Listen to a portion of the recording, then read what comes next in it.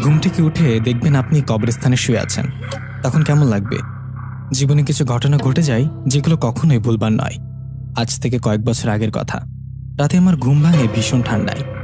আরে এত ঠান্ডা লাগছে কেন? ঘুমানোর সময় তো কম্বল গায়ে দিয়ে ঘুমিয়েছিলাম, কম্বলটা কই? এইভাবে চোখ খুললাম। চোখ খুলে দেখলাম আমি আমার রুমে না, আমি শুয়ে আছি দুটো কবরের পাশে। চারিদিকে কুয়াশার মধ্যে আবসা আলোতে চারিদিকে তাকিয়ে বুঝলাম আমি কবরস্থানে। মুহূর্তে বুকের মধ্যে ধুকপুক করে উঠল। চোখ বড় বড় করে এদিক সেদিক তাকাতে লাগলাম। এটা কি দেখছি? এটা কি সত্যি নাকি স্বপ্ন? আমি কবরস্থানে কেন? আমার দুপাশে দুটো কবর। ভয়ে ভয়ে ডান পাশের কবরে তাকালাম। সেখানে তাকিয়ে আমি আরো অবাক, কারণ কবরে লাশ হয়ে শুয়ে আছি স্বয়ং আমি নিজে। নিজেকে নিজে দেখছি, তাও লাশ অবস্থায়। এটা দেখে শরীর কাঁপতে লাগলো ভয়ে, আর বাম পাশের কবরে তাকাইনি। চিৎকার দিয়ে একটা দৌড় দিলাম, জায়গাটা ভালো মতো চিনতে পারছি না, ভয়ে আর ঠান্ডায় শরীর কাঁপছে।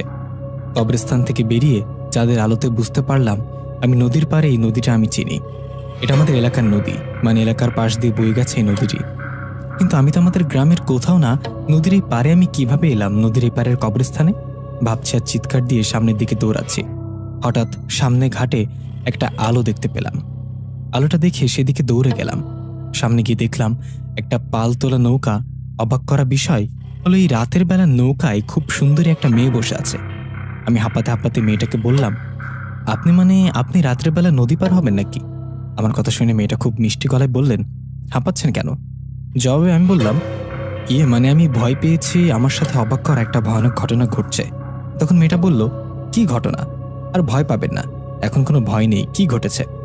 মেয়েটার কথা শুনে আমি বললাম, আমি এগুলো এখন বলতে পারবো না। আচ্ছা, আপনি কে? বাসা কোথায়? কোথায় যাবেন আপনি? এই নৌকার মাঝি কোথায়? নৌকায় উঠে বসুন। মানে কেন বসবো আমি? ওপারে যাবেন না নাকি এখানে থাকবেন? কিন্তু কে নিয়ে যাবে? আমি নিয়ে যাব। এই নৌকার মাঝে আমি। উঠে বসুন, যেতে যেতে কথা হবে। কি? আপনি? এই বলে মেয়েটার দিকে তাকিয়ে রইলাম। তখন মেয়েটা বলল, তাকে কি দেখেন? যাবেন নাকি আমি চলে যাব? না না, যাবেন না, আমাকে নিয়ে যান। এই বলে নৌকায় উঠে বসলাম। তখন মেয়েটা বলল, বললেন না তো কি হয়েছে? ভয় পাইছেন? ভয় পাইছি। আমি রাতে আমার রুমে ঘুমিয়েছিলাম, ঘুম থেকে উঠে দেখে আমি ওই কবরস্থানে শুয়ে আছি। মানে কি বলেন? পাগল হলেন নাকি নেশা করেন? আরে নেশা টেশা কিছু না, বিশ্বাস করেন। ঘুমের মাঝে নদী পার হয়ে এই পারের কবরস্থানে আসলেন, ঘুমের মধ্যে হাঁটাচলা করলেন নাকি? আরে না, আমার ওরকম কোনো সমস্যা নেই। তাহলে প্রেম করে প্রেমিকার সাথে দেখা করতে আসছেন, তাই না? প্রেমিকা, তাই না? এই পোড়া কপালে প্রেমিকা তো দূরের কথা, একটা পেতনিও জুটেনি, আর আপনি কি সব বলছেন? তাই? আচ্ছা, একটা কথা বলি। কি কথা বলেন? আমার কথায় তো এই গভীর রাতে আমার নৌকায় উঠলেন, আমি তো ভূতও হতে পারি। এখন যদি আপনার ঘাড় মটকায় কি হবে? আমার কাছে আসবেন না বলছি। আসলে কি করবেন? লাফ দেব নৌকা থেকে। এই মাঝ নদীতে লাফ দিবেন? আচ্ছা দেন, লাফ দেন। তারপর আপনার লাশ নিয়ে আপনার বাসায় যাই। আমি কিন্তু সাঁতার জানি না। আমি ভূত না, ভয় নেই। জানি। আচ্ছা, আপনি মেয়ে মানুষ হয়ে এই রাতের বেলা নৌকা চালান, ভয় লাগে না? আসলে নৌকাটা আমার বাবা চালায়। বাবা অসুস্থ, তাই আমি নৌকা নিয়ে বের হয়েছি। গরিব মানুষ তো, খেতে তো হবে, তাই না? ও, সেটা ঠিক। তারপর একা একা ওই যে আপনার ঘাটে এসে পড়েছে, নামুন। বলছিলাম আমার সাথে তো এখন টাকা নেই, আমি দিনের বেলা এসে দিয়ে যাব। আচ্ছা, খেয়াল করে দিয়ে যাবেন কিন্তু। মেয়েটার কথায় রাজি হয়ে নৌকা থেকে নিচে নামলাম। নিচে নেমে হাঁটতে লাগলাম। হঠাৎ মনে পড়ল মেয়েটার নাম তো জানা হলো না। এই ভেবে পেছনে ফিরে তাকাতে দেখি মেয়েটা সেখানে নেই। মেয়েটা তো দূরের কথা, ঘাটে কোনো নৌকা নেই। মানে কি, এই 10 সেকেন্ডের মধ্যে কোথায় গেল মেয়েটা? এত দূর কিভাবে সম্ভব চলে যাওয়া? আশেপাশে কোনো নৌকা নেই। ভয়ে শরীরের লোম দাঁড়িয়ে গেল। সেখানে দেরি না করে এক দৌড়ে বাসায় চলে আসলাম। জ্যোৎস্না রাত, কুয়াশার জন্য চারিদিকে ভালো মতো দেখা যাচ্ছে না। কম্বল গায়ে বসে বসে ফোন টিপছি আর ভাবছি, কাল রাতের মতো যদি আজকেও হয়। যদি আজকেও ঘুম থেকে উঠে দেখি কবরস্থানে শুয়ে আছি। ভয়ে ঘুমাতে পারছি না। ঘড়িতে তখন রাত 12টা। হঠাৎ আমার জানালা ঠকঠকের আওয়াজ পেলাম। মনে হচ্ছে কেউ টোকা দিচ্ছে।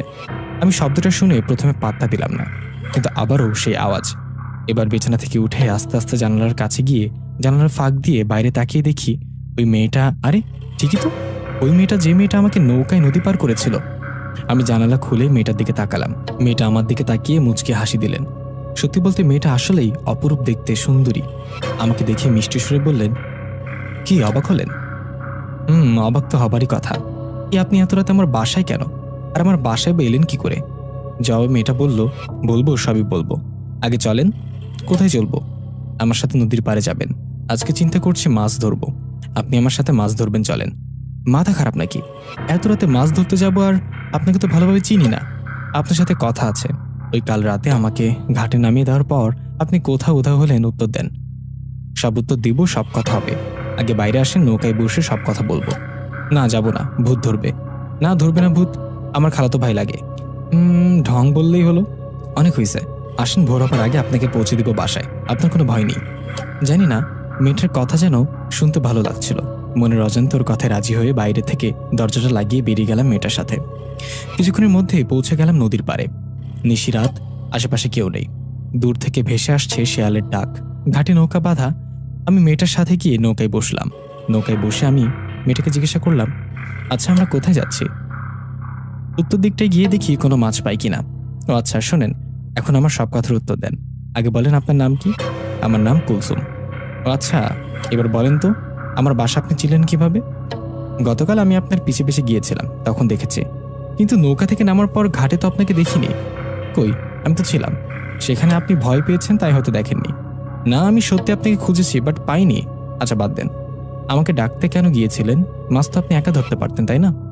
তা পারতাম, কিন্তু মহারাজ, আমি যে আপনার কাছে টাকা পাই সেটা কি ভুলে গেছেন? গতকাল নদী পার করেছিলাম, মনে নেই সেই টাকার জন্য গিয়েছিলাম? তাই বলে এত রাতে? আচ্ছা শোনেন, একটা কথা জানার ছিল। কি কথা? আপনাদের গ্রামের শেষের দিকে যে বড় পুরনো বাড়িটা, ওটা কার বাড়ি?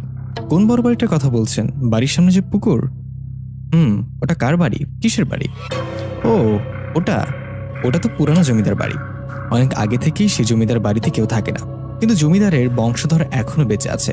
তারা সেই বাড়ির চারিদিক দিয়ে দেয়াল তুলে রেখেছে বাড়িটা পাহারা দেওয়ার জন্য, সিকিউরিটি রেখেছে। ও আচ্ছা, কেন ওই বাড়িতে কাউকে ঢুকতে দেন না কেন? খবরদার ওই কথা মুখে আনবেন না। জমিদার বাড়িটার যত কাহিনী, সেখানে কেউ শখ করে ঢুকতে গেলেও সিকিউরিটি ধরে ফেলে। তাছাড়া সেই জমিদার বাড়িতে জিনদের বসবাস, এলাকার মানুষ তাই বলে। যদি আমি সেই বাড়িকে নিয়ে বড়লোক হবার একটা গোপন কথা বলি, তখন কেমন হবে? কি মাথা খারাপ? ওই বাড়ি নিয়ে কোনো কথা না। কথাটা একবার শোনেন। সে বাড়িতে পুঁতে রাখা অনেক সোনা দানা ও সোনার মোহর আছে। একটানা 7-7টা কলসে, সেটা রাখা 7টা জায়গায়। কি পাগল হলেন নাকি? কি বলছেন এসব? আর আপনি কিভাবে জানলেন? সত্যি বলতে ভয় পাবে না তো? ভয় পাবার কি আছে? মানে, সত্যি বলতে আমি মানুষ না, আমি পড়ি। কথাটা শুনে ও মাগো বলে দৌড় দিলাম নদীতে এক লাফ দিয়ে।